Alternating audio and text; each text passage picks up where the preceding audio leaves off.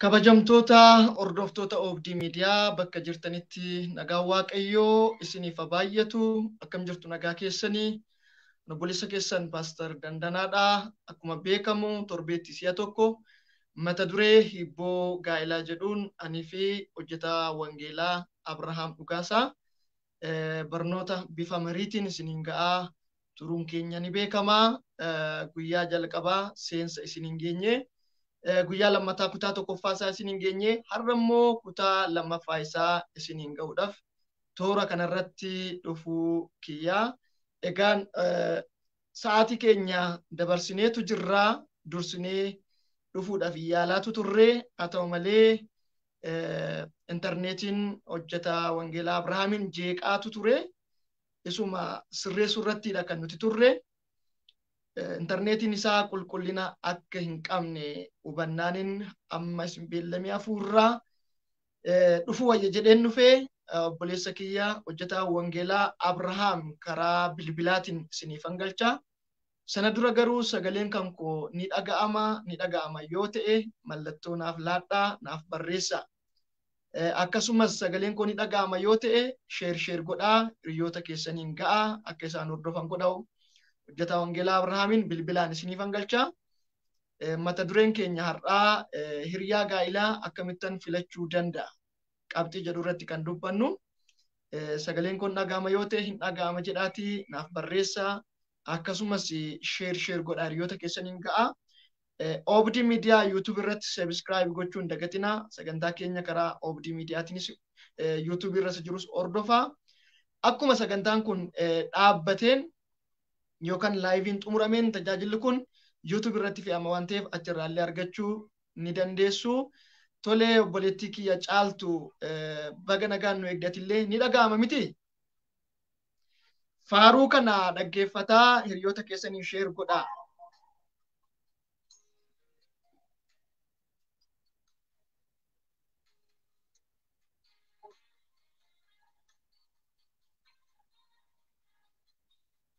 Tolee galatoomi obboleettii keenya Tigist ni dhaga'ama jetteetta.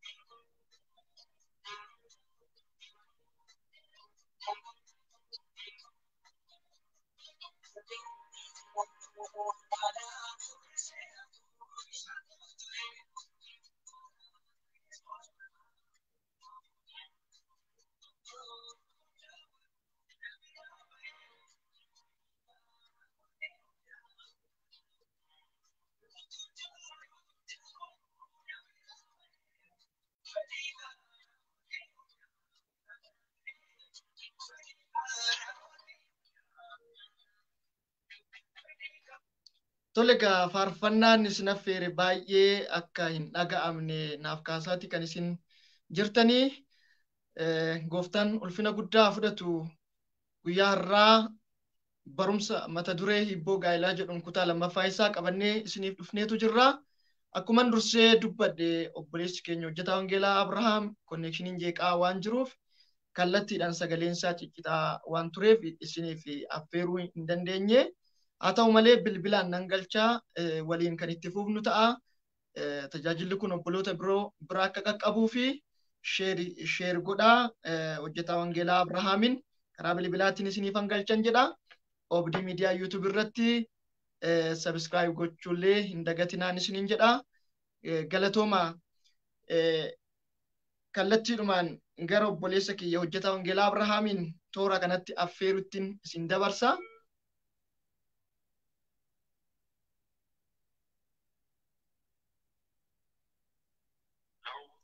Hello.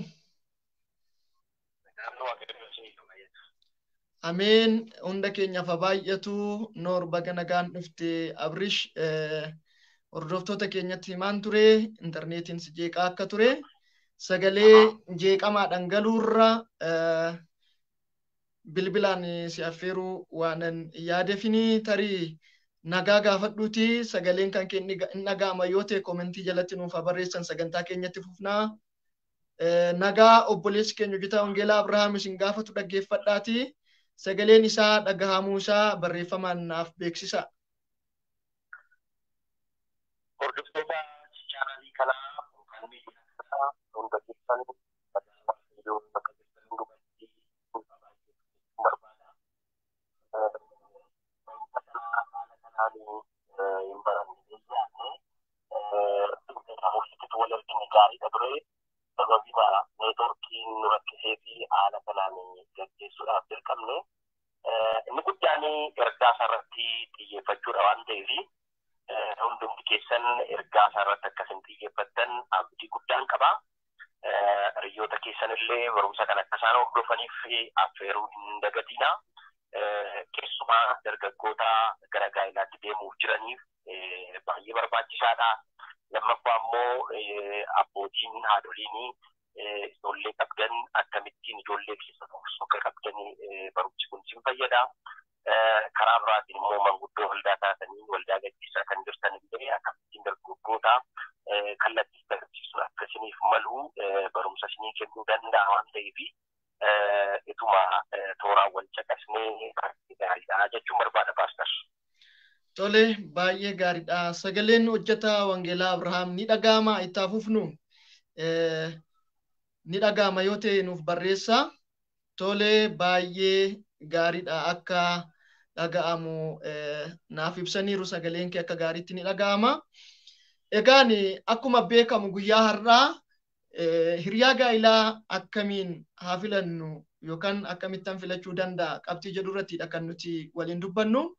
Hordoftoota keenyaa seensa keenyaa fi akkasumas barnoota keenya kutaa tokkoffaa irratti gaa'illi maali qabxii jedhu irratti bal'inaan dubbannee irra maalummaa gaa'ilaa amma tokko isiniif ibsuu yaalleerra. Itti fufuudhanis kaayyoonii fi bu'uurri gaa'ilaa maali qabxii jedhu kaasnee torbee bal'inaan waliin haasofneerra hamma tokko hubannoo isiniin uumuudhaaf yaalii gooneerra. Guyyaa har'aa immoo akkamitti hiriyaa gaa'ilaa haa qabannu yookaan hiriyaa gaa'ilaa akkamittiin argadha gaaffiin jedhu gaaffii dargaggoota baay'ee dargaggoota gara gaa'ilaatti hin galle baay'ee waan ta'eef dhimmi gaa'ilaas kan ka'u hiriyaa qabachuurraa sanaan booddee erga hiriyaa qabatanii hiriyaa ofii waliin haasa'anii dubbatanii kaayyoo karoora mul'ata wal jijjiiranii erga yaadan waliif galanii booda gara waaldaa akkasumas gara maatii ofii beeksisuutti deemama. Sana booddee dhagaa adeemsa sana keessa maatiin erga akka aadaatti itti walii galanii waaldaan kiristaanaa erga yaada qaamota lammanii kana gaafattee gaaffii barbaachisu gaafattee sana booddee barnoota gaa'ilaa barsiistee adeemsa kanaan booddeedha gara gaa'ilaatti kan dhufu amma gaa'ila ga'utti jechuudha. Adeemsa hiriyaa qabachuu kana keessatti kan jiru kutaa gaa'ila dura jedhutti kan qoodamu yoo ta'e sanaan booddee adeemsa gara gaa'ila qabachuu isa ijoo irratti gaafa seenan immoo sagantaa yeroo gaa'ilaa yookaan qophii yeroo gaa'ilaa kan jedhamuu fi gaa'ila booddee kan jedhutti dhufaa jechuudha. Tole egaa amma guyyaarraa sagantaa isa jalqabaa namni hundumtuu dargaggoonni hundumtuu hawwiidhaan eeggatanii fi sammuu isaanii isaan keessatti gaaffii isaanitti ta'udha kan hin qabadhee dhufe hojjetaa wangeelaa Abrahaamii wajjin akkamitti hiriyaa gaa'ilaa qabaachuu yookaan argachuu dandeenya qabxii jedhu irratti dubbannaa. Nu hordofaa tajaajila kana hiriyoota keessaniif sheer godhaa. Wal harkaa fuuneetu dubbannaa dabaree dabareedhaan qabxii obboleessi keenya hojjetaa wangeelaa Abrahaam isiniif kaase irratti anillee yaada gabbinaa isiniif nan kaasa. Haasadhuma keenya irratti hojjetaa wangeelaa Abrahaam hundee gaa'ilaa mata duree jedhuun kitaaba barreesseera. Itti yaadee yeroo dheeraadhaaf dhaloota kanaaf hin barbaachisa waan jedhu bifa kitaabatiin gumaacheera. Hundee gaa'ilaa kitaaba jedhu barbaaddanii bitachuudhaan dubbisuu ni dandeessu. Barnoonni hamma isiniif kenninu illee isa wajjin illee kan wal qabatu waan ta'eef nu hordofaa jedha. Sagaleen koo ni dhaga'ama Abrish? Tole egaa baay'ee namatti tolaa. Waaqayyo yeroo gaarii fi haala gaarii akka nuuf kennu abdii fi amantii guddaan qabaa. Hordoftoota keenyaa nu hordofaa. Mee Abrish hiriyaa gaa'ilaa akkamittiin qabachuu danda'a gaaffii jedhu gaaffii dargaggoonni baay'een kaasanii mee akkamitti hubachiisuu dandeenya?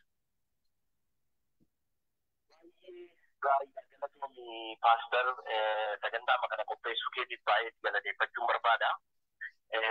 Bara kana keessa inni guddaan seexanni irratti xiyyeeffatee jiru gaa'elarradha. Waldaan kiristaanaa immoo kan ishiin dadhabdee jirtu dhimma gaa'elaa barsiisuu irrattidha.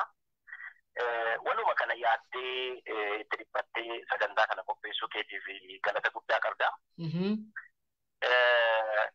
Itti aansuudhaanii waa'ee dargaggootaa dubbachaa jirra waan ta'eef dargaggoonni akkamitti namni hiriyaa gaa'elaa argadha, hiriyaa gaa'elaa shirrii akkamittiin nan filadha kan jedhu gaaffii gurguddaa sammuu isaanii keessaa qabu.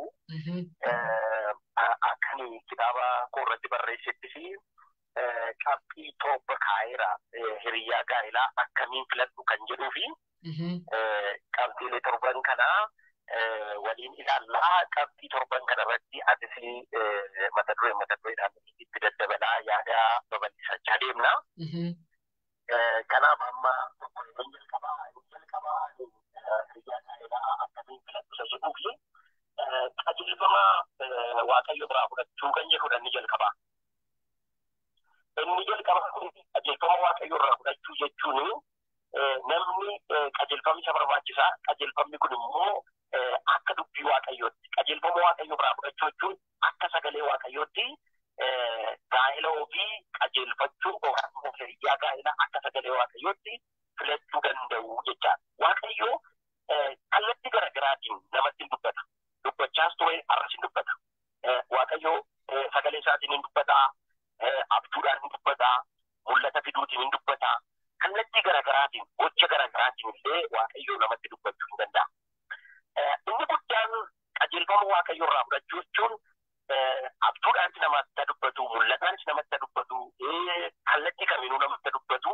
Namni kan inni ittiin qajeelfachuu qabu wanta dhaga'eef wanta arge sana akka sagalee Waaqayyootti ta'uusaa mirkaneeffachuu qabu. Gatii abjuudhaan argee wanti hundumtu sirriidha jechuun miti. Gatii nama abbaa mul'ataa irraa dhaga'ee fi wanti hundumtu sirriidha jechuun miti. Wanti hundumtu sirrii kan inni ta'u akka sagalee Waaqayyoo akka dubbii Waaqayyootiin gaafa qajeelfamuu fi sirrachuu danda'udha. Inni nuun amma dubbannus karaa booda dubbannus akka qajeelfama dubbii Waaqayyootti gaa'ela akkamittiin filachuun danda'ama isa jedhudha. Torbee darbee yaada tokko mata duree kanarratti sii kaaseera. Namoonni baay'een qajeelfama Waaqayyo irraa fudhachuu jechuun sagalee raajii dhaga'aniin alatti Waaqayyo nutti dubbateera yookaan immoo qajeelfama sirrii nuu kenneera jedhanii dhaga'an.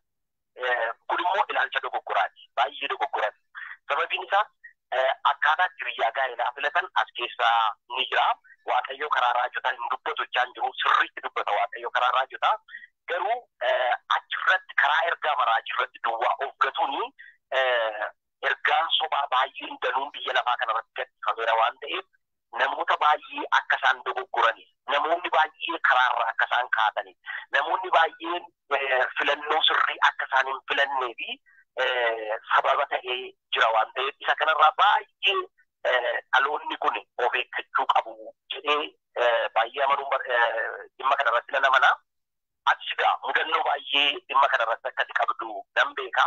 Namni dhimma gaa'elaa irratti nama gorsu yeroo hundumaa mudannoon kun isa mudata. Sababiin isaa dargaggoonni baay'een sababii ergaa sobaa dhufeenii hiriyyaa isaanii dhabaniiru. Waaqayyo biraati jedhanii himu. Isaan immoo dhugaa se'anii harkaa fuudhu. Waaqayyoon gaddisiisuu mannaa jedhanii harkaa fuudhu. Reyaalitiin isaa gaafa ilaalamu garuu sagalee waaqayyoo irraa fagoodha, dubbii waaqayyoo irraa fagoodha. Jarri sun kan isaanitti himanii kaayyoo mataa isaaniif karoorsanii yookaan ofii yaadaniitu yookaan immoo nama sanaa nama kan biraaf yaadanii ta'uu danda'a waan ta'eef baay'ee of eeggannaa guddaa nu barbaachisa. Akka sagalee akka dubbii waaqayyoottidha. Sagaleen raajii dhufees kan inni qajeelfamuu qabu, mul'anni dhufees kan inni qajeelfamuu qabu, abjuun dhufees kan inni sirrachuu qabu. Akka dubbii waaqayyooti ta'uusaa yoo ilaalame malee gadi abjuun arganiif duwwaa fuudhaninnaan gadi mul'ataan dhufeef duwwaa fudhatanii fi gutaanaan rakkoo guddaadhaaf saaxilamuu danda'u kan jedhudha inni jalqaba. Tole baay'ee namatti tola. Gara qabxii isaa lammataatti osoo hin ce'inni anillee waan tokko dabaluun barbaada asirratti. Akka sagalee waaqayyootti yoo jennu yookaan qajeelfama waaqa biraa fudhachuu gaafa jennu nuni kan amma irratti dubbataa jirru gaa'ila macaafa qulqulluu bu'uura godhate yookaan gaa'ila kiristaanaati. Akkuma beekamu kiristaana gaafa jennu nama lammata dhalate nama gooftaa Yesuus Kiristoosiin fayyisaa lubbuu isaa godhee fudhate tokko jechuudha. Namni lammata dhalate tokko qajeelfama jireenyaa macaafa qulqulluu qabaa. Akkasumas guyyaa lammata dhalate guyyaa gooftaa Yesuus Kiristoosiin fayyisaa lubbuu isaa godhee fudhatee kaasee hafuurri qulqulluu nama sana keessa jira. So namni tokko hiriyaa gaa'ilaa filachuudhaaf qajeelfama waaqa biraa fudhachuu qaba. Gaafa nuti jennu qajeelfamni waaqayyoo kan waliigalaa kan ifaa ta'e kan macaafa qulqulluu irra kaa'amee jiru jira. Jalqaba irratti gaa'ilatti otoo hin seeniin gara hiriyaa filachuutti otoo hin seeniin waa'ee gaa'ilaa waaqayyoo maal jedhaa? Waa'ee gaa'ilaa waaqayyoo maal barsiisaa? Isa jedhu sagalee waaqayyoo irraa hubannaa waliigalaa qabaachuun baay'ee barbaachisaadha. Even dhimma gaa'ilaa irratti barnoota guutuu, hubannaa guutuu kan waliigalaa qabaachuu jenna miti. Sun kitaaba mataasaa danda'e tokko yookaan lama sadii ta'uu danda'a dhimmi gaa'ilaa mataan isaa. Haa ta'u malee macaafni qulqulluu maal jedha dhimma gaa'ilaa irratti isa jedhu qabxii bu'uura ta'e gaa'illi qulqullaa'aa akka ta'e gaa'illi walitti dhufeenya Kiristoosii fi waldaa kiristaanaa jidduu jirullee kan mul'isu akka ta'e gaa'illi har'a ijaaramee boru kan diigamu akka hin taane akkasumas shaamizii miti kan ganama yookaan guyyaa tokkotti jijjiirratan sangaa yookaan sa'a yookaan hoolaa tokko miti har'a bitanii boru yoo namaaf hin taane sangaan qotiisaa tokko qonnaaf yoo har'a bitan dhaqee maasii keessatti hin ciisa yoo ta'e qotuu hin danda'u yoo ta'e maal godhu gabaa geessaniitu qotee bulaan gabaa geessetu sangaa sana gurguree jijjiirrata. Saani tokkos akkasuma oolan tokkos akkasuma jechuudha. Ilmoo hin dhaltu yoo taate yookaan gabbattee birrii gahaan fiddu yoo taate namni jijjiiruu danda'a. Gaa'illi garuu yaada walii galuu dhabuu yookaan immoo chaalenjiiwwan jiruuf jireenyaa keessatti nama mudatuun kan jijjiiramu otoo hin taane hanga dhumaatti kan itti fufu waan ta'eef isa kanarratti sagalee waaqayyoo maal jedha jedhu bu'uura isa kanaa baruun baay'ee barbaachisaadha. Inni biraa qajeelfama hafuura qulqulluu kan nuti jennu qajeelfama waaqa biraa kan fudhannu karaa hafuura qulqulluutiin hafuura qulqulluu dhaggeeffachuudha. Ilaa hafuura nama biraa keessa jiru hafuura qulqulluu obboleessa biraa obboleettii biraa yookaan raajii tokko biraa fudhachuu bira yookaan qajeelfama achirraa fudhachuutti otoo hin deemin hafuurri qulqulluu tokkoon keenya keessa jira waan ta'eef jilbeeffannee yoo kadhanne waaqayyoon yoo gaafanne waaqayyo yaada isaa kaayyoo isaa karoora isaa fedha isaa ifatti waan nutti dubbatuu fi hafuura qulqulluu keenya keessa jirullee dhaggeeffachuun karaa hafuura qulqulluutiin qajeelfama fudhachuu akka dandeenyu fi waaqayyo immoo darbee karaa garboota isaatiitti dhimma ba'ee dubbachuu ni danda'a. Isa immoo akkuma jirutti fudhannee hojiirra oolchinu otoo hin taane inni waaqayyo yookaan raajiin karaa raajotaatiin dhufu hafuura qulqulluu nu keessa jiruu fi akkasumas nama gaa'ilaa wajjin ijaarrachuu barbaannu keessa dhugamuun hafuurri qulqulluu jiru wajji walitti firoomsinee macaafa qulqulluu bu'uura godhannee fudhachuudhaan kan itti deemnu ta'a jedha kanuman dabala. Mee Abrishee ittuma fufna qabxiin lammaffaa maalidha?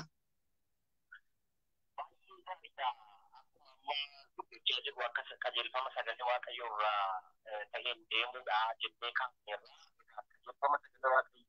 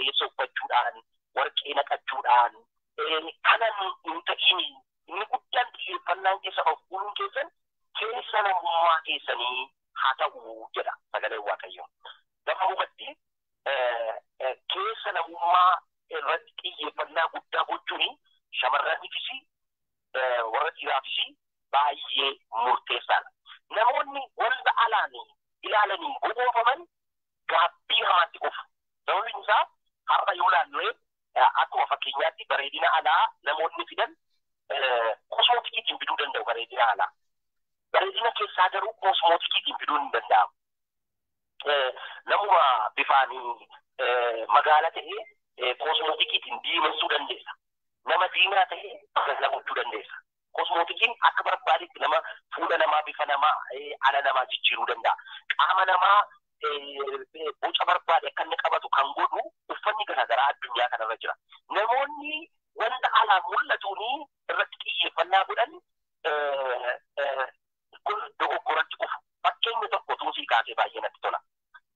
Namni fakkeenyaaf guntuta durbaa laalee kan jaallatu jiraachuu danda'a. Akka fakkeenyaatti kan kaasaa jira.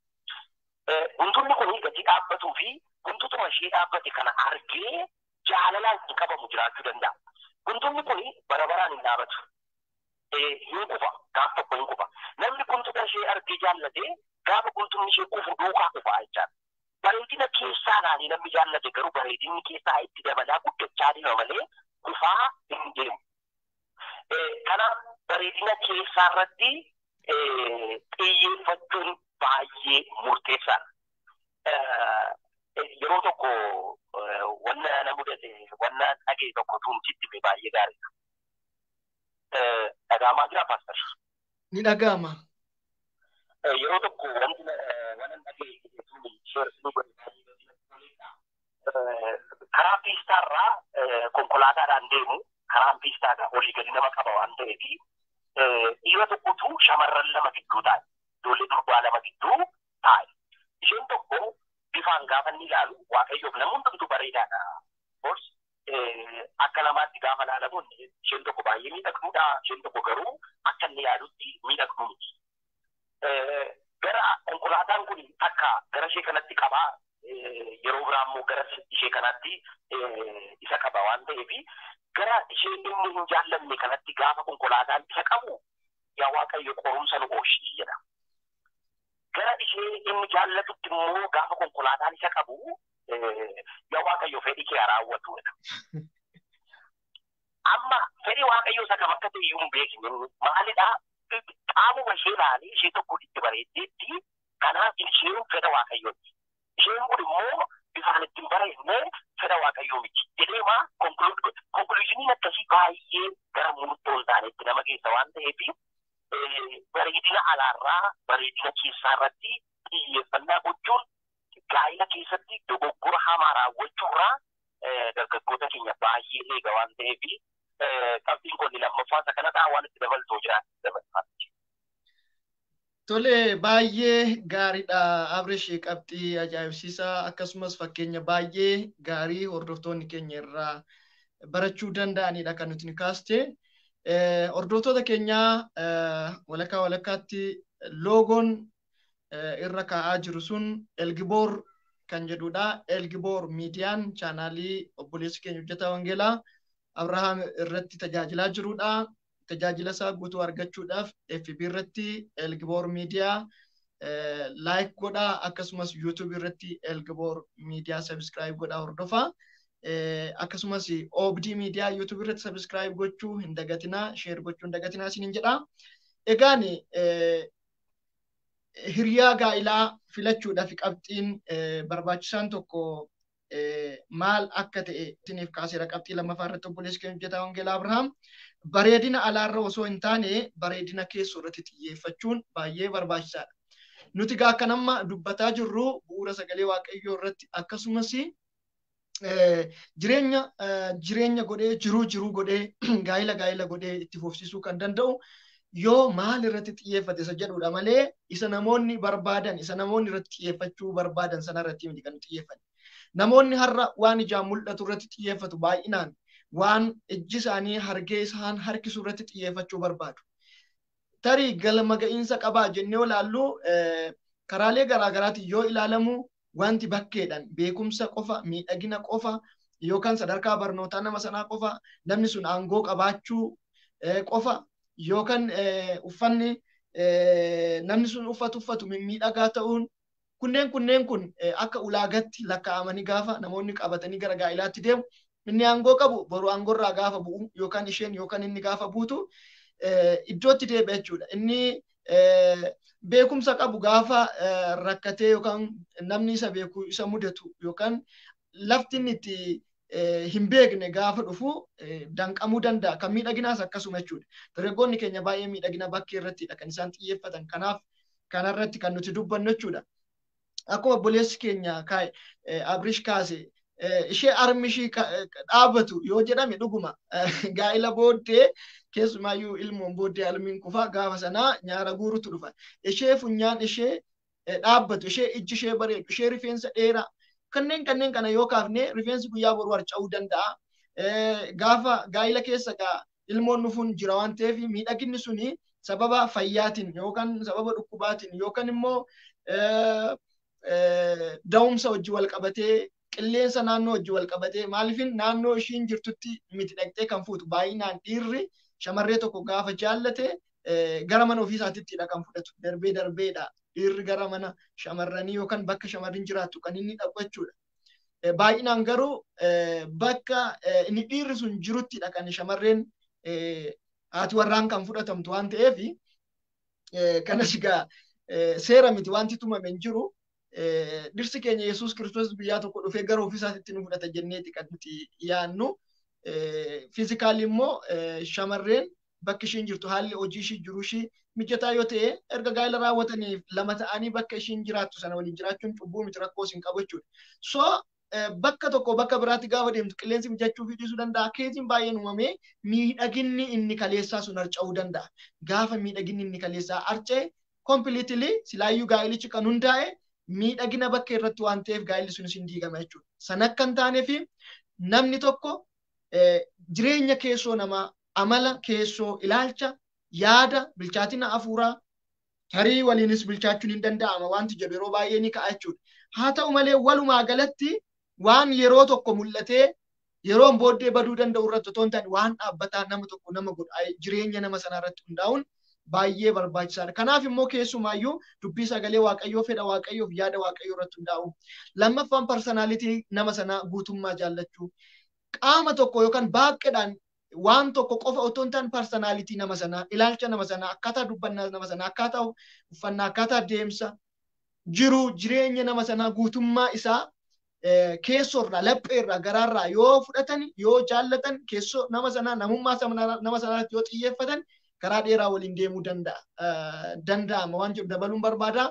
Asirratti garuu qabxiin tokko kan inni deebisee isiniif kaasuu barbaadu gaafa bareedina alaarratti osoo hin taane miidhagina keessoo irratti xiyyeeffatamuu qaba jennu namni tokko yookaan dhiirri tokkos haa ta'u shamarreen tokko kompiliitilii ejjennoon ishii barbaachi ishii kaayyoon ishii yookaan kaayyoon isaa barbaachisaa miidhaginarra yoo ta'e namatti miidhagu yookaan namatti bareedu sana fuudhuun yookaan namatti bareedu sanatti heerumuunis immoo iddootti barbaachisaa ta'utu jira.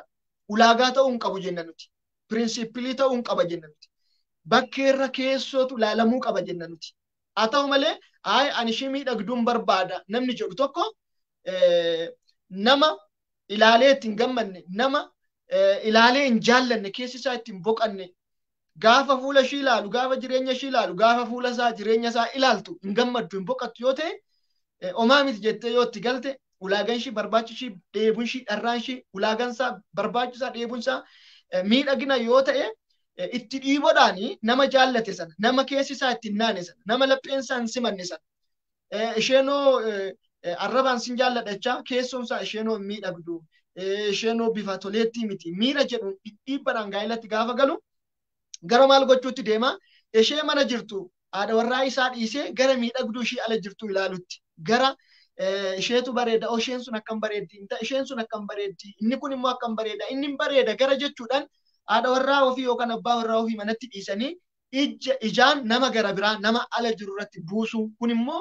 gara gaa'ila san diiguutti deema jechuudha. So yeroo miidhagina bakkeerra miidhagina keessatti xiyyeeffachuun barbaachisaadha jennee dubbannu namni bareedduu fuudhuudhaaf ni barbaada yoo ta'e bareedduutti heerumuu ni barbaadde yoo ta'e bareeduma qofa ulaagaa gochuun barbaachisaa miti sanaa wajjin paakeejii guutuudhaan jaallachuutu barbaachisaadha jenne malee bakka keessoon ishii gaariidha nama hin kadhatti ni jilbeeffatti ni faarfatti waltajjii irratti gaafa faarfattu natti tola alli ishii homaa miti nan gammachiisu namummaan ishii nan gammachiisu bakkeen ishii nan gammachiisu garuu yeroo waltajjii dhaabbattee faarfattu na gammachiifti januma waltajjii dhaabbattee yeroo faarfattu na gammachiifteef bakka isheen fuudha jettu yoo ta'e bor waltajjii dhaabbachuu dhiisuu dandeessa haalli jiruu haalli jireenyaa waltajjii dhaabbattee akka kaleessaa faarfachuu ishii danquu dhufuu danda'a jechuudha.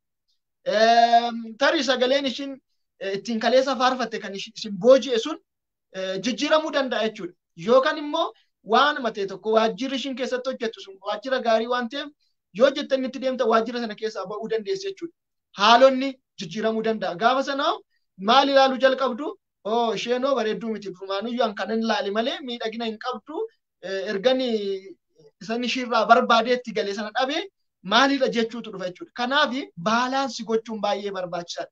Nama jaallattan fuudhuu, nama isinitti tolu fuudhuu, nama isinitti miidhagdu fuudhuu. Sababni isaa fuutaniitu taanan, heerumtaniitu taanan, gaa'ila keessatti seentaniitu taanan, umurii keessan guutuu nama waliin gaa'ila dhaabbattan sana wajjin jiraachuu qabdu waan ta'eef ijji keessan darbee nama laaluu hin qabachuudha. Bareedduu karaa deemtu, bareedduu karaa deemus qalbiin keessan hatamee mana keessan gaddisiisu, jireenya keessan gaddisiisu gara gaa'ila keessan diigutti deemuun qabda waan ta'eef waan keessi keessan itti amane keessi keessan guute itti quufetti deemuu qabdu akka jalqaba obboleessi keenya Abrish jedhu Waaqayyo irraa dhaga'uudhaan malee itti dhiiboodhaan gara fuulduraatti qabxiin ka'u jira isarratti illee gadi fageenyaan kaasuu ni dandeenya. Isa kana yaada keessa galfachuun baay'ee barbaachisaadha. Kana jedhee ergan deebi'e gara qabxii sadaffaattiin si deebisa Abrish sagaleen kun dhaga'ama.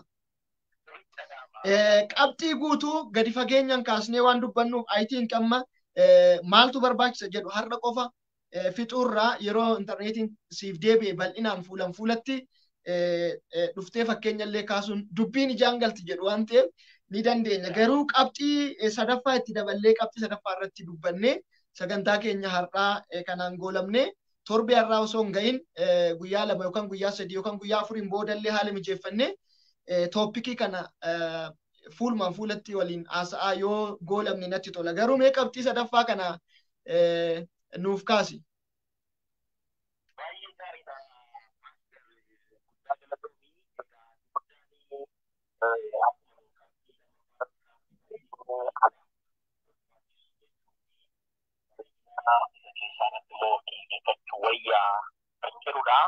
Namoonni bareedina keessaa irratti xiyyeeffatan immoo yeroo hundumaa gammachuu qabaatu bu'a qabeessa ta'uu namoonni miidhagina alaa irratti xiyyeeffatan immoo wanti barbaadan sun yeroo barbaadaniif guyyaa barbaadaniif yoo dhibame yoo iddoodhaa dhibame gaddi isaanii dhufuu danda'a.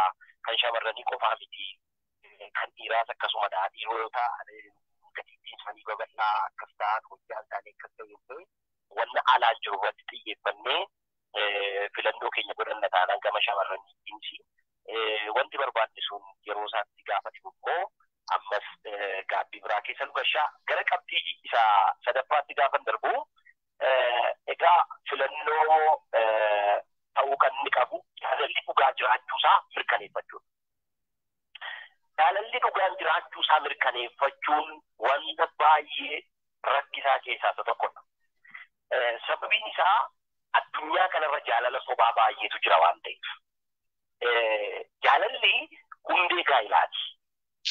Nama wal jaallatuuf illee baay'ee murteessaadha. Gaa'ila isaan gara fuulduraatti gaggeessataniif illee bu'uuradha. Baay'ee murteessaadha. Inni guddaan inni hangafni isa kanadha. Gaa'illi yoo sobaan jalqabame xumurri isaa sobaan xumurama waan ta'eef jaalalli kunii jaalala dhugaadhaa. Sejiru mirkaneeffachuun baay'ee barbaachisaadha. Biyya alaatti baay'isanii akkaataa itti jaalallee isaanii jaalallee dhugaa ta'ee ittiin cheek godhan qabu. Wantoota garaagaraa fayyadamanii jaalalleen keenya dhuguma amanamaadhaanuuf yookaan cheek gochuu hin barbaadu yookaan naaf amanamee jiraata jedhu kallattii isaan ittiin baran waa baay'eetu jira. Egaa amaluma ta'eetu namoonni wal gowwoomsan gama shamarraniitis jira, gama dhiiraatiis jira waan ta'eef jaalalli inni dhugaan isa kamidha. Eenyu namni sirriitti jaallatamaa isa jedhu baruutu baay'ee barbaachisaadha. Waa tokko dubbadhee baay'ee barbaachisaadha jedhee yaada. Yeroo baay'ee odeeffannoo dhaga'e irraan dubbadhee gaariidha. Kun akka sagalee waaqayyootti tun taane namootumatu waanuma qoratanii bira ga'an keessaa tokko gaafa isaan dubbatan dhageenyi. Jaalala dhugaa filachuu keessatti dhiirotarra kan miidhamanii shamarranidha jedhanii lafa kaa'u. Sababiin isaas dhiironni kun garaan isaanii akka mana kutaa sadii qabuuti jedhu. Akka mana kutaa sadii qabuuti yookaan immoo akka mana isa qulqullummaa iddoon bal'aa jira achi qiddisti jira achi qiddisaan kan jedhamu jira akkuma kana kutaa sadiitti kan qoodamedha jedhanii lafa kaa'aniitu kutaa isa jalqabaarraa nan jaalladhatanii kan yaadan yookaan na jaalladhatanii kan yaadan ijoollee shamarran 15-16 kutaa isa jalqabaa iddoo bal'aa sanarra jiraachuu danda'u. As keessaa garuu sirriitti gaa'elaaf ta'uu danda'u kan jedhan immoo gara nama 5 keessaa calalanii kutaa isa lammaffaatti ol gashu. Kutaa isa lammaffaa jechuun onnee isaanii keessa kutaa jaalalaa itti jaallachuu danda'anitti ol gashu. Kutaan inni dhumaa haadha manaa kan isaaniif taatu filannoo isheen kun kan kooti kan jedhan achi keessaa filatanii ishee tokko ol gashu. Kan shamarranii garuu akkasumatti jedha namni sun gaafa dubbatu. Kan shamarranii akkasumatti nama jaallannaan addaa walatti ol galtaa kutaa isa dudduubaatti ol galtaa. Kanaaf jaalalaan yeroo baay'ee shamarranii miidhamu dhiironni dafanii miidhamanii kan jedhu ibsa. Kanaaf gamuma kanaan garaa keenya eenyuuf laannaa isa jedhu adda baafannee qorannee jaalalatti galuun baay'ee murteessaadha. Sababiin isaa sobanii nan jaalladhe jechuudhaa fi jechoota garaagaraa gama dhiiraatiinis gama shamarraniitiinis keessumaa gama dhiiraatiin gaafa isaan jechoota fayyadaman nan argaa gargar qooduudhaaf osoo hin taane buddeen naa nyaatamuu dide jedhu jaalala keerraa kan ka'e buddeen naa nyaatamuu dide jedhu dhugaataa gaafa deemtee ilaaltu garuu galgala sana buddeen lama nyaatee bule ta'uu danda'a. Hirribanna qabuu dide bishaantu naa dhugamuu dide woordiin kun woordii ittiin jaalala ibsachuudhaaf kaasan garuu dhugaadhaa jennee gaafa keessa ilaallu garuu dhugaarraa wantoota fagaatan baay'eetu jiru. Kanaaf gabaabumatti jaalalli Qorontos duraa keessatti waa'ee jaalalaa bal'inaan ibsa boqonnaa 18 jaalalli ni obsaa, jaalalli gara laafessadha, jaalalli hin hinaafu. Waa baay'eedhaan jaalala ibsuu dandeenya. Jaalalleen koo kun nama akkamiiti?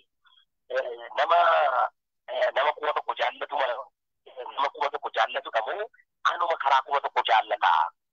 Yookaan immoo anuma karaa kuma tokko jaallatti isheen? Isa jedhu adda baafachuun gaariidha.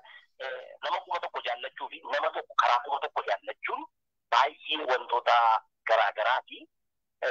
Gabaabumatti jaalalli dhugaa jiraannaan gaa'ela keessa yeroo galanii qonnaa guddaan namatti dhaga'ama.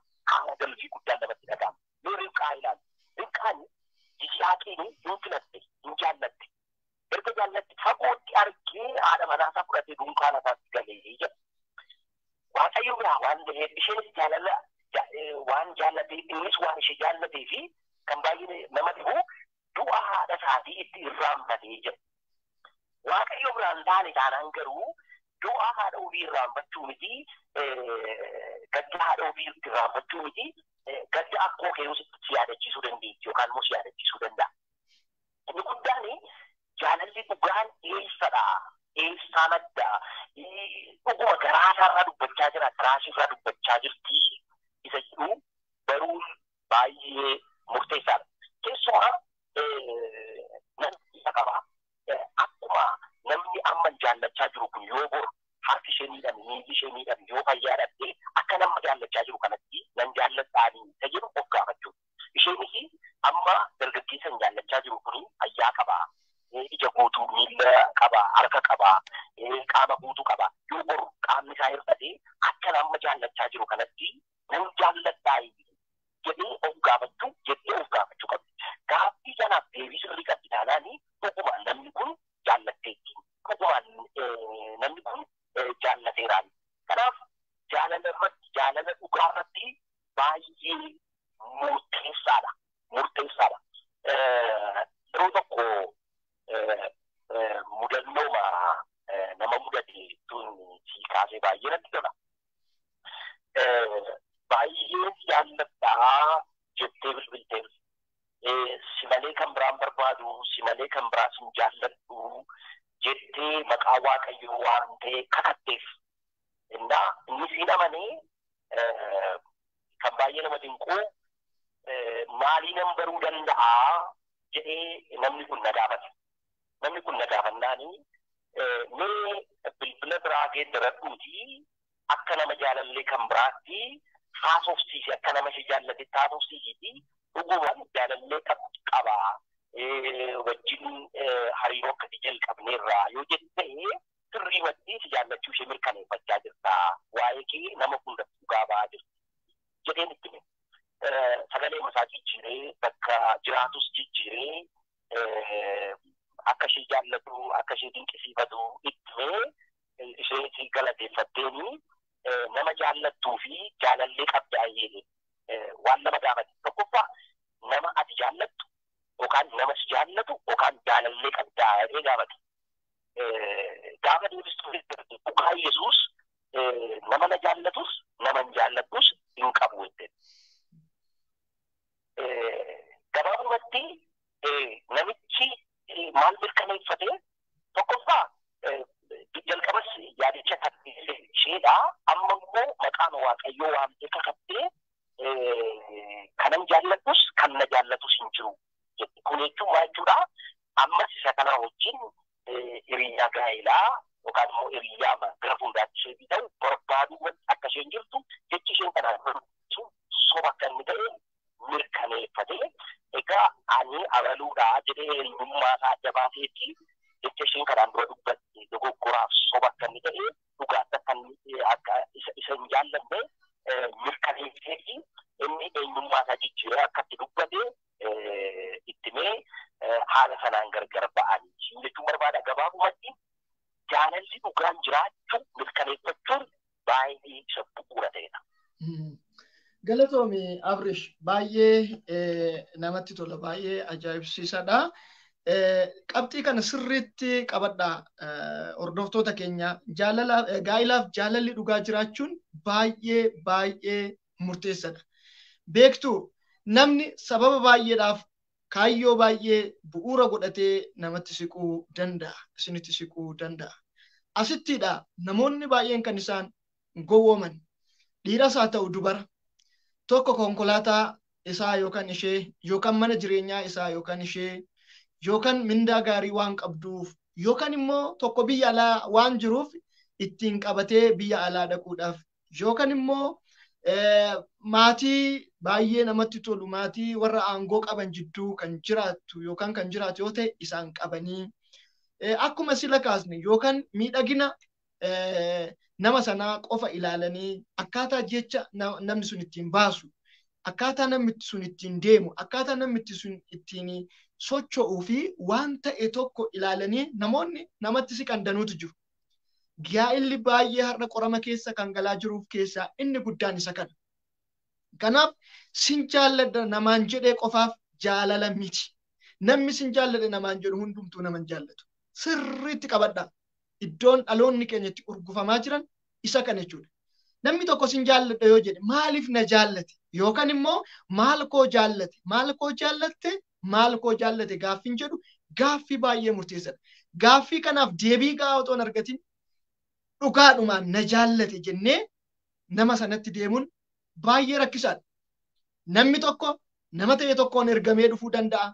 Nama guyyaa tokko ittiin walitti bu'aniin hiriyaa guyyaa tokko ittiin waliin jiraatanii gargar ba'aniin haaloo ba'uudhaaf yookaan immoo maatii nama tokko ittiin haaloo ba'uudhaaf yookaan immoo diina irraayyuu ergamuu mala yookaan namni dhufe sun ofiidhuma isaatii ajandaa ta'e tokko bocatee kaayyoo tokko qabatee karoora tokko qabatee karoora sanaaf ittiin dildila ce'umsaa godhate har'a bara kanatti namni ispeeshaalii tokko biyya keessa tokko biyya alaa taa'ee gaafa wal gaafatu dhiiras haa ta'u dubara karaa ce'umsaa dildila ce'umsaa riqicha ce'umsaa godhanii walitti fayyadamu malee gaa'ela dhugaa sagalma ittiin qabu amma wanti tokko wanti barbaadamu sun qofa argamutti anoo sin jaalladhaa irriban qabu nagaan qabu waliin jechuutu jira jechuudha. So namni kun na jaallate moo waan tokko narraa jaallate?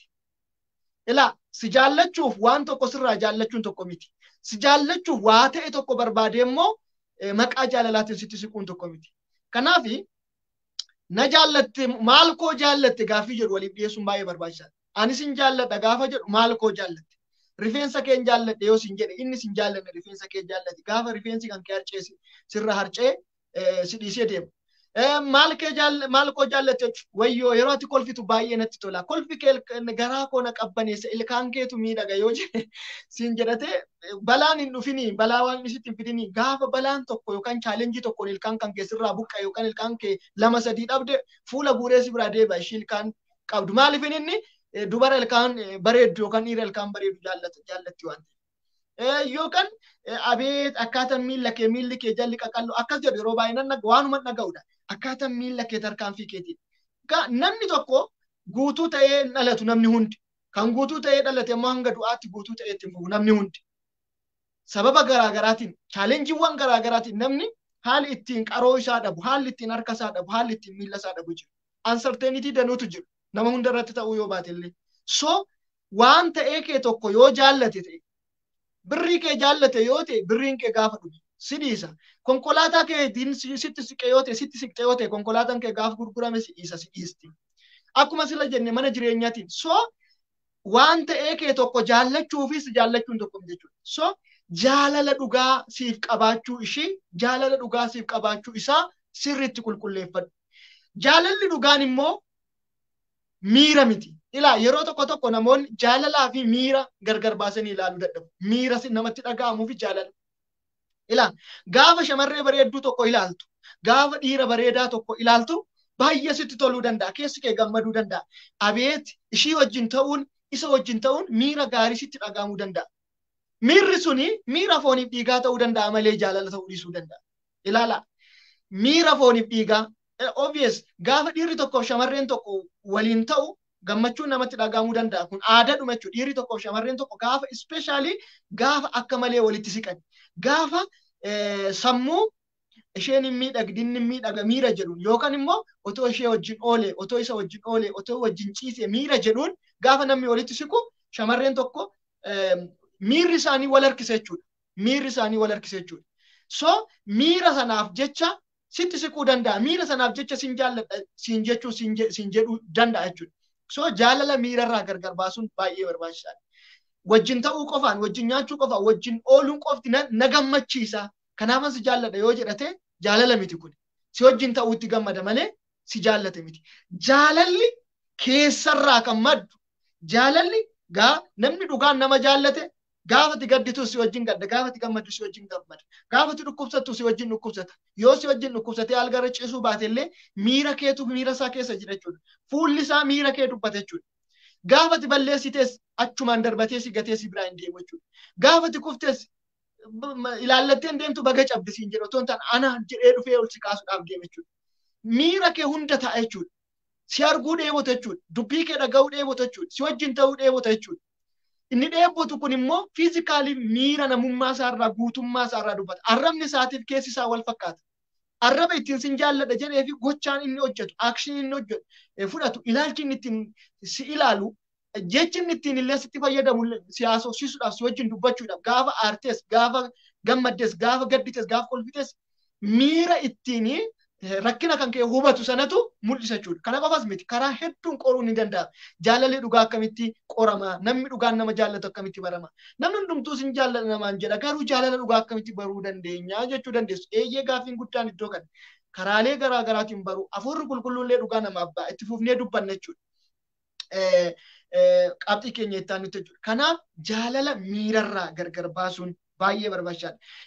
Abrish barreeffama kitaaba kee keessatti kan hin dubbise keessa namoonni tokko sin jaalladhee siifan maraadhee nyaachuu dhuguu hin danda'u riba rafuu hin danda'u ani du'uu fi ani maraachuuf jedhu yeroo baay'ee namoonni akkanaa jaalala akkasitti dubbatan jaalala dhugaa miti jedhu yaada jedhu wayii waan hin dubbisinatti fakkaata. Mee waan kana nuuf ibsitaa gamuma kana. Namoonni jaalala dhugaarraa baay'ee jaalalli dhugaanii nagaa namaaf laata. Jaalalli dhugaanii boqonnaa namaaf laata. Jaalalli dhugaan aara nama galfachiisa. Inni nama kun kan Yesuus natti fakkaatu. nama gubaa jira taanaan nagaa namaaf hin laatu taanaan nama jeeqaa jira taanaan inni rakkoo guddaadha. Inni jaalala sirrii miti. Al takka infatuation wantootuma wanta alaa mul'atu wanta miira fuulduratti mul'atu fakkeenyaaf Aminoon Iftiimaariin ilaaluu dandeenya ijoollee Daawit sanaa jaalala isheerraa kan ka'e dhukkubsateedha. Jaalala sirrii miti. Dhukkubsatee ciiseedha. Akkamittiidhanii ishee bukkee ga'aa jedhee halkanii guyyaa abjuuta tureeti hiriyoonni isaa maal jedhanii gorsanii nyaata naaf qopheessitu jedhiiti waammadhu abbaa keessa eeyyamsiisii jedhanii akkuma sana godheetu waammatee obboleettii isaa dirqisiisee gudeede. Dirqisiisee dubrummaa ishirraa fudhatee wajjin yeellaatis egaa obboleettii isaa jechaadha. Sana booda kan baay'ee nama dinqu macaafni qulqullumaan jedha hamma ishee jaallate gararraa ishee jibbe. Hamma ishee jaallate gararraa ishee jibbe jechuun jaalalli sun jaalala fedha foonii irratti hundaa'edha. Inni amma sana dhukkubsateef, inni nagaa dhabeef, inni qabatee ciiseef jaalala isa dhugaa, isa kan waaqayyoo, isa akka sagalee waaqayyoo ta'e duun taane fedha foonii tokkotu isa maraachisa. Fedha foonsaa sana bira gaafa ga'u garuu hamma ishee jaallate gararraa ishee jibbeedha. Uummataa qulqulluu dubbata. Kanaaf namni tokko nama baraatee buufan jedhaa siin jennaani sodaatu nama sana. Yoo dandeesse irraa fagaatu nama sanarraa maaliif jaalala sirrii miti jaalalli akkasi. Jaalalli inni dhugaani tasgabbii qaba. Obsa qaba. Nagaa qaba. Inaaffaan keessa hin jiru. Waa'ee jaalalaan sila dubbise keessatti ergaa gurguddaan achi keessa jirannaa jaalalli sun akka sanatti waan obsa hin qabne, waan tasgabbii hin qabne, waan gaggafanii waan miira ofii raawwachuudhaaf nama fiigsu, fedhuma ofii raawwachuudhaaf nama fiigsu taanaani jaalalli sun xumurri isaa ansoolaa irratti raawwatama. Jaalalli sun xumurri isaa algaa irratti raawwatama. Kanaaf jaalala akkasiirraa baay'ee dhaloonni kun of eeggachuu qaba jedhee kan hin gorsudha. Kanaafidha. Kanaaf jechumaan duwwaa isa afaaniin dubbatan duwwaa irratti xiyyeeffachuu qabdu gochaadhaan jireenyaan jaalalli kun sirriitti qoratamee jaalala dhugaa ta'uusaa mirkanaa'uu qaba jechuun barbaade. Tole galatoomi Abrish. Hordoftoota keenya kan isin hordofaa jirtan Obdii Miidiyaadha. Sagantaan keenya hibboo gaa'ilaa kan jedhu kutaa lammaffaadha. Akkamitti hiriyaa gaa'ilaa filachuu danda'a qabxii jedhu irratti dubbataa jirra. Amma qabxii tokkoffaa ilaallee fedha waaqayyoo yookaan qajeelfama waaqa biraa fudhachuu kan jedhu irratti dudubbanneerraa bareedina alaarraa miidhagina keessoo irratti xiyyeeffachuu qabxii jedhu ilaalleerraa jaalala dhugaa jiraachuu mirkaneeffachuu qabxii jedhu irrattidha kan nuti dudubbataa jirru. Egaa jaalalli dhugaan obsa qabeessa. Waan tokkoon isinitti hima. Ani sin jaalladhaa baay'een si jaalladhaa si argee lafa ilaaluu hin danda'u si dhabee guyyaa tokko buluu hin danda'u. Kan jedhu kana jechuu bira darbees mee anoo baay'een si jaalladhaa kootu waliin ciisnaa kootu waliin akkas taana qaamni sin hin jedhu gaaffii namoota akkanaa namoota akka kanaa jaalala akka kanaa baay'ee shakka. Sababni isaa namni jaalala dhugaa nama jaallatu waan tokko beeka. Akkuma wal jaallachuun jiru gargar ba'uun akka jiru sammuu isaa keessaa qaba. Sammuu ishee keessaa qabdu jechuudha. Wal fuudhan osoo hin taane wal kaadhimmatanii jaalalaan gara gaa'ilaatti deemaa jiru. Sababa garaagaraatiin keezii baay'eedhaan kaadhimummaan kun gargar cituu akka danda'u sammuu isaatti yaada, sammuu ishiitti yaaddi. Namni nama jaallate sun yoon har'a mucaa kana wajjin ciise boruu yoon osoo hin fuudhin hafe yoo ta'e rakkoon tokko yoo dhufee gargar nu baase mucaan kun nama boru gaa'ila wajjin dhaabbattu jidduutti walamantaan dhabamama rakkootu mudata chaalenjuutu mudata tarii immoo har'a waliin ciisee garaatti hafuu danda'a otoo ulfinaan hin heerumin maatii ishii biratti ulfaa'uu dandeessi kun immoo ishii salphisa naman jaalladhu kana salphisuudha jedheetu yaada namni nama dhugaadhaan nama jaallatu jechuudha. Dhugaadhaan nama jaallatu. Saayikooloojii ishiitu miidhama jedha. Anallee fedha koo guuttachuu hin danda'a ana gammachiisuu danda'a jedha. Namni nama jaallatu garuu gaa'ila malee yoo waliin wal qunnamtii saalaa raawwadhe tokko waaqayyo anattis ishiittis hin gadda karoora keenyatu gufannaa keessa gala jedha. Yookaan immoo inni ulfoofti umurii malee gaa'ila malee cabdee hiriyoonni ishii itti gaddu maatiin ishii itti gaddu itti kolfu jedha. Yoo gargar baanes immoo nama gaa'ela wajjin dhaabbattu wajjin haalli jiru hariiroon jiru gaariin ta'u. Kanaafuu nan obsa jedha. Ilaa namni dhugaan nama jaallatu kootu har'a akkana goona kootu har'a akkas taanaa jedheetu ariitiidhaan waa wayii keessa galuudhaaf dhiigotoo hin taane sababa ishii jaallatu. Ishiin isin jaallatti yoo ta'e kootu har'a wajjin akkana goona akkas taana silaa boru kan waliiti waliin gaa'ela dhaabbachuudhaaf deemna jedhee gaafa gaafatu ishiin dhugumaan hin jaallatti yoo ta'e gaaffii isaa guyyaa har'aa qofa deebisuudhaan inni illee akka kufu ayyaana waaqayyoo keessaa illee akka kufu eeyyamuu qabdee sin jaalladha garuu gaaffiin kun turu yeroo haa eeggatu jettiin malee waan na jaallattee fi waan na gaafatee fi waan hin taane waan na gaafateef jettee ittiin deemtu jechuudha. Kana qofas miti jaalalli dhugaan obsa qabaa gaafa haarii gaafa walitti bu'u gaafa yaada walii galuu dhabuu wal gatanii beenu jedhanii dhiisanii walirraa fagaatu otoo hin taane wal obsanii waliif kadhatanii wal hubachiisaniitu wal deebisu malee gara barbaadden bahi anatu si gabbara maaltu na galche hin jedhu jaalalli dhugaan gabii qaba. Harduma yoo ati natti dubbatte malee nan maraadha yoo ati natti dubbatte malee yoo kana naaf goote malee yoo sana naaf goote malee nisin dhiisa abaluun uyyuu akkasitti na gaafate abaluun uyyuu koositti neeruma itti yeroo baay'ee na gaafatti ishii bareedduu sana beekta miti gurbaa bareedaa sana beekta miti inni koo akkasii na akkas naan jedheeyyuu kana jechuun maa inni nama sana wajjin wal amantummaan hin jirachuudha wal amantaan jidduu jaraan jirachuudha. Waan ta'een fuggaraa isa jedhama afaan Amaaraatiin jechuudha. Waan ta'e tokko bira qabuudhaan qalbii nama sana hatu malee aayidentitii keessa dhugaa jaallate gaafa tole gaafa bade gaafa guute gaafa dhate gaafa mijate gaafa mijanne hundumaa obsaa wal baachuudhaan waliin deemuu ajandaan jedhu hin jiru jechuudha. Kanaaf waanuma har'aarratti otoo hin taane jaalalli dhugaan gabii qaba tasgabbii qaba. Nan jaalladha gooftaan yoo naa kenne nan fuudha gooftaan yoo naa kenne itti neeruma. Nan jaalladha yoo gooftaan immoo naaf hin kennine sababuma ta'e tokkoon immoo kaadhimummaan keenya gargar yoo cite bakka jirtutti nagaan hawaafi bakka inni jirutti nagaan akka ta'uuf hawaafi akkama gaa'ela boruu dhaabbatuu fi gaa'ela boruu dhaabbattutti gammaddee akka jiraattuun hawaafi jechuudhaan waan hundumaa waliin obsuun waan hundumaa waliin baachuudhaan malee har'uma jedhiidhaan qilleensarra wal baasanii qilleensarra wal kaa'anii kufaatiidhaaf miidhamaaf wal saaxiluu yookaan sababa jaalalaan kassaruu sababa jaalalaatiin miidhamuun gaarii miti. Yoo sana ta'e fakkeenyaaf sababan sin jaallanneef nan maraadha yookaan nan du'a yoon jedhee erga sababan si jaalladhuuf jechuudha. Sababan si jaalladhuuf nan du'a nan maraadha yoon jedhee eshi gaa'elatti galleerra. Waliin gaa'ela dhaabbanneerra.